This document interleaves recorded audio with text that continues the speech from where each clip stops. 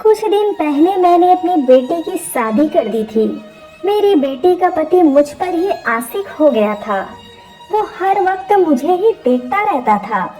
ऐसा लगता था जैसे वह मेरी बेटी से नहीं बल्कि मुझसे मोहब्बत करता है। यह बात मुझे बहुत परेशान करती थी। मुझे समझ नहीं आ रहा था मैं खुद को इससे कैसे बचाऊं। मैं उसे अपने घर आने जाने से मना भी नहीं कर सकती थी। मेरा दामाद हर रोज मेरे घर आ जाया करता था।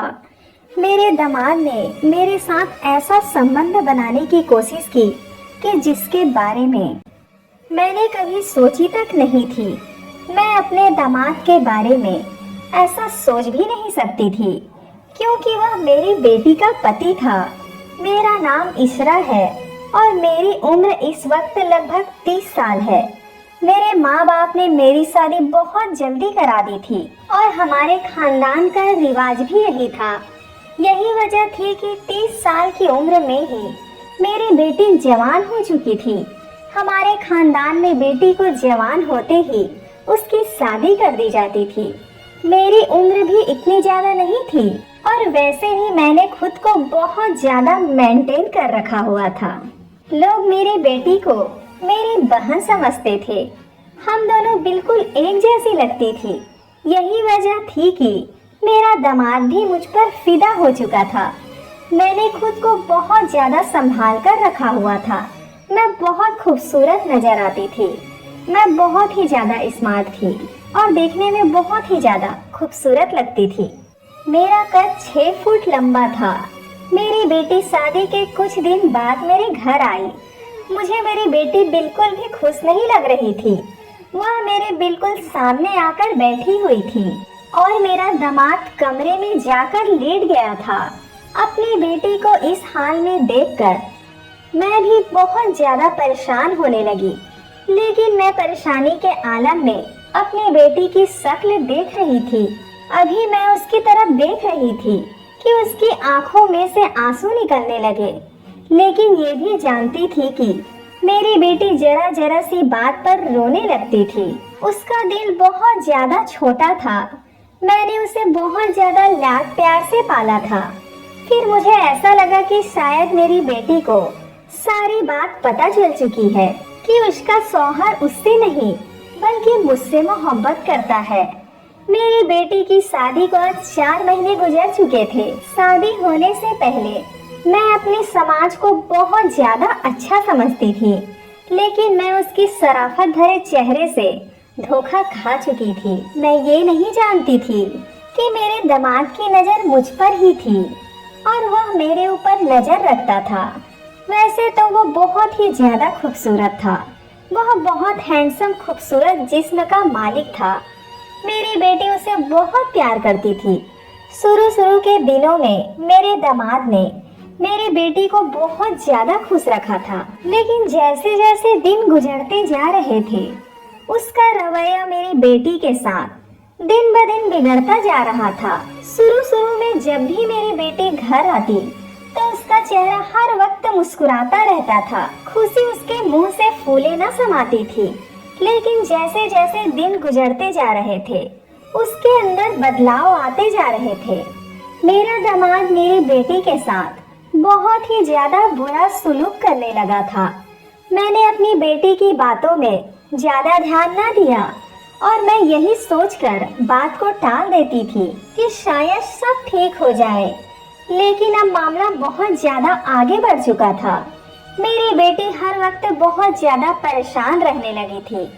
मैं अपनी बेटी की आंखों में ऐसे आंसू नहीं बर्दाश्त कर सकती थी। मुझसे भी अब और सब्र नहीं हो रहा था। आज मैंने फैसला कर लिया था कि मैं अपने दामाद से आज सारी बातें करके रहूंगी। मैंने अपने दामाद को रात के वक्त आज अपने घर बुला लिया था क्योंकि रात के वक्त मेरे घर कोई मौजूद नहीं होता था और मेरा पति रात के वक्त ड्यूटी पर चला जाता था। मैंने उसे रात को इसलिए बुलाया था ताकि मैं उससे खुलकर बात कर सकूं। मैं अपने दामाद को समझाना चाहती थी, इसलिए मैं उससे अकेले में बात करना चाहती थी। अभी रात के 8 बज रहे थे और मैं अपने दामाद के आने का इंतजार करने लगी। अभी मैं सोच ही रही थी कि दरवाजे पर बेल बजी और जैसे ही मैंने दरवाजा खोला तो सामने मेरा दामाद खड़ा था। मैं उसे कमरे के अंदर ले आई और सोफे पर बैठने का इशारा किया। वो बहुत ज्यादा खोया खोया सा लग रहा था। मैं भी अपने दामाद के पास ही बैठ गई और उससे कहा, बेटा क्या बात है, आजकल तुम्हारा रवैया मेरी बेटी के साथ कुछ ठीक नहीं है। तुम लोगों के बीच आपस में क्या बात हुई है? मैं अपने दामाद के और करीब आकर बैठ गई थी और उससे बहुत प्यार से पूछने लगी थी। मेरा दामाद मेरी तरफ बहुत अजीब नजरों से देख रहा था। ऐसा लग रहा था जैसे वह मुझे कुछ कहना चाहता है लेकिन कह नहीं पा रहा था। मैंने फिर से अपने दामाद से पूछा, बेटा बताओ ना क्या बात हुई है? वह बहुत अजीब से लहजे में बोला और कहने लगा, मैंने शादी सिर्फ और सिर्फ आपकी वजह से की है। मुझे आपकी बेटी बिल्कुल अच्छी नहीं लगती। मैं सिर्फ आपसे मोहब्बत करता हूँ और आपको हासिल करने के लिए मैंने आपकी बेटी से शादी की थी। मैं बहुत डर के साथ अपने दामाद की शक्ल देख रही थी। मुझे बिल्कुल भी समझ नहीं आ रहा था ये क्या कह रहा है। वह मुझसे कहने लगा, मेरे पास इसके अलावा कोई रास्ता नहीं था, इसलिए मैंने आपकी बेटी से शादी की थी। मैं आपकी बेटी को नहीं बल्कि आपको चाहता हूँ और मैं हर हाल में आपको पाना चाहता हूँ। इसरा जी, मुझे आपकी बेटी में कोई दिलचस्पी नहीं है, मुझे तो बस आप अच्छी लगती हैं। अपने दामाद की ऐसी बातें सुनकर अंदर तक कांप गई थी। मैं गुमसुम बैठे उसकी बातें सुन रही थी। मुझे समझ नहीं आ रहा था कि मैं अपने दामाद को अब क्या जवाब दूं। मैं बार बार उसकी तरफ देखी जा रही थी। ऐसी बात करने के बावजूद उसके चेहरे पर जरा भी शर्मिंदगी नहीं थी। वह मुझे देखकर हंस रहा था। मेरे अंदर इससे बात करने का बिल्कुल भी हौसला नहीं हो रहा था।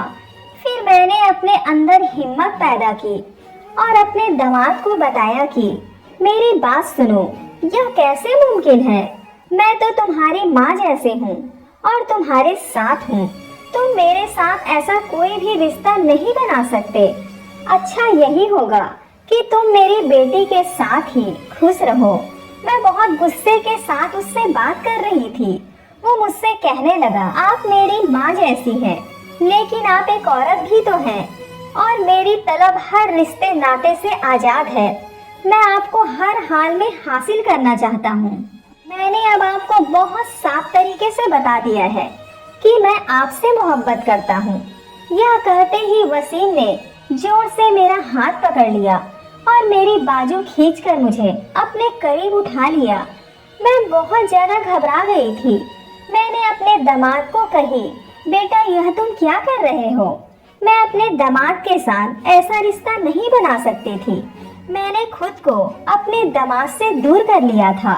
मुझे अपने पति से भी डर लग रहा था कि अगर वह घर आ गया तो मेरा क्या हाल करेगा। जैसे ही मैं दूर होकर बैठी, मेरा दामाद मुझसे कहने लगा, एक बात मेरी कान खोलकर सुन लीजिए, अगर आपने मेरे साथ ये सब ना किया तो मैं आपकी बेटी के साथ कभी कुछ नहीं करूँगा। उसकी कोई ख्वाहिश पूरा नहीं करूँगा और उसे ऐसे ही रखूँगा। मैं अपनी बेटी को हर हाल में खुश देखना चाहती थी। मैं अपने दामाद की ऐसी बातें सुनते ही मैं उसकी सारी बातें मानने लगी। मैंने अपने दामाद की हर ख्वाहिश को पूरा किया। वो मुझे बिस्तर लेकर सोता, मैं उसकी हर ख्वाहिश को पूरा करती थी। अब उसको मेरे जिस्म का जायका मिल चुका था। वो मेरे साथ रोज बिस्तर पर सुहागरात मनाता जैसे वो मेरा पति हो और मैं मना भी नहीं कर सकती थी क्योंकि मैं मजबूर थी। वो रात रात मेरे जिस्म को निचोड़ कर रख देता और ये दर्द मेरी चीखें निकाल देता।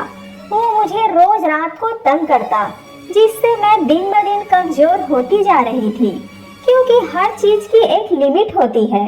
आखिर मेरे बेटी से शादी की आड़ में मेरे जिस्म को निचोड़ कर रख देता और बेटी ऐसे ही आंसू बहाती रही। आखिर ये मैं कब तक बर्दाश्त करती। एक दिन मेरा पति उसे मेरे बिस्तर पर रंगे हाथ पकड़ लिया। जिस वक्त वो मेरे साथ संबंध बना रहा था, ये नजारा देखकर मेरे पति की जैसे जिस्म से जान निकल गई। मेरे पति ने मुझे गुस्से से बहुत मारा पीटा और उसे भी, और मोहल्ले वाले को बुलाकर सबके सामने मुझे तलाक दे दिया और उसे पुलिस के हवाले कर दिया। मेरी बेटी की मेरे पति ने दूसरी शादी कर दी, लेकिन अब वो कहाँ है मुझे कुछ भी नहीं पता। वो एक हैवान था जिसने मेरी मासूमियत का फायदा उठाकर मुझे इस दुनिया में जीते जी मार डाला। मैं इन बातों को सोचकर आज भी खूब रोती हूँ। मैं हर रोज ऊपर वाले से दुआ करती हूँ ऐसा दामाद कभी किसी को भी ना मिले। सो दोस्तों, ये थी हमारी आज की कहानी। इस कहानी के बारे में आपका क्या कहना है, हमें कमेंट करके अवश्य बताएं। और इसी तरह कहानी रोज सुनने के लिए वीडियो को लाइक कर दीजिए और चैनल को सब्सक्राइब करके उस घंटी को भी ऑल पर सेट कर दीजिए, ताकि हर आने वाली नई वीडियो का नोटिफिकेशन सबसे पहले आपको मिल जाएगा। धन्यवाद।